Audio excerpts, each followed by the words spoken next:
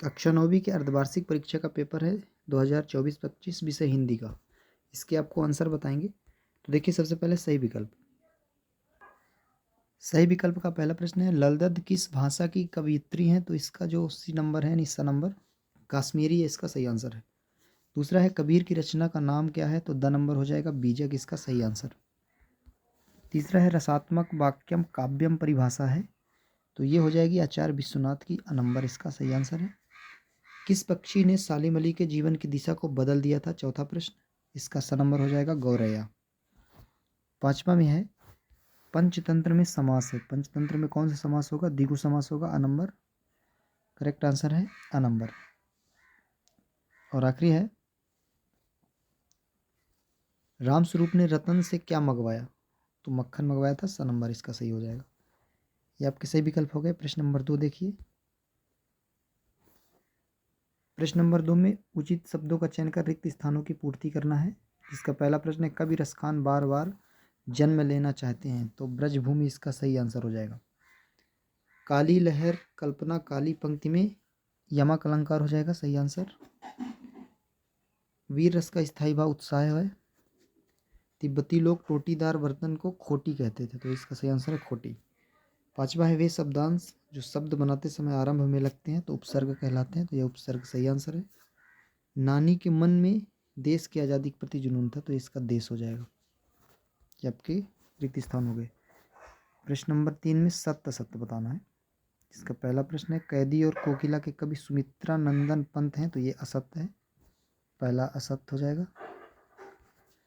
रस के 4 वेद होते हैं, तो ये भी असत्य है।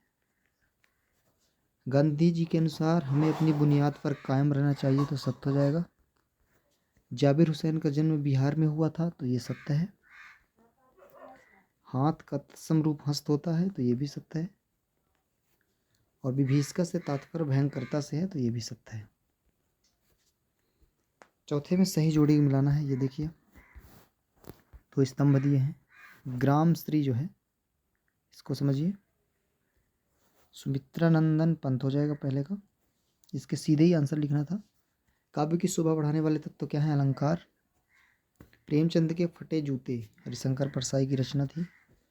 भानु और उदय का जब संधि विच्छेद करते हैं, स्वर संधि है। भी ही तक ये निपात शब्द कहे जाते हैं।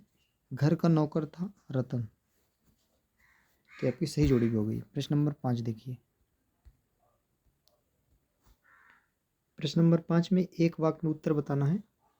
पहला प्रश्न है, मनुष्य ईश्वर को कहाँ कहाँ ढूंढता फिरता है? तो इसका हो जाएगा मंदिर मस्जिद में या गुरुद्वारा, मंदिर मस्जिद।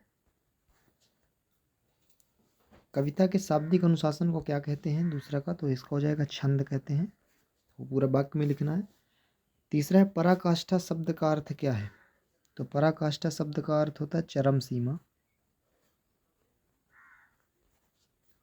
कलई खुलना मुहावरे का क्या अर्थ है? चौथा प्रश्न है, कलई खुलना मुहावरे का क्या अर्थ है? तो कलई खुलना का अर्थ होता है भेद खुलना या कि झूठ पकड़ा जाना, कुछ भी लिख सकते हैं। रीढ़ की हड्डी का मुख्य पात्र कौन है? पांचवा है, इसमें उमा है मुख्य पात्र, रामस्वरूप, कुछ भी लिख सकते हैं, ये दोनों मुख्य पात्र हैं। मेरे संग की औरत में लेखिका कुल कितने भाई बहन थे? तो 5 बहनें थी और एक भाई था, 5 बहनें और एक भाई। तो ये आपके हिंदी विषय का पेपर था, कक्षा 9वीं का, अर्धवार्षिक परीक्षा का।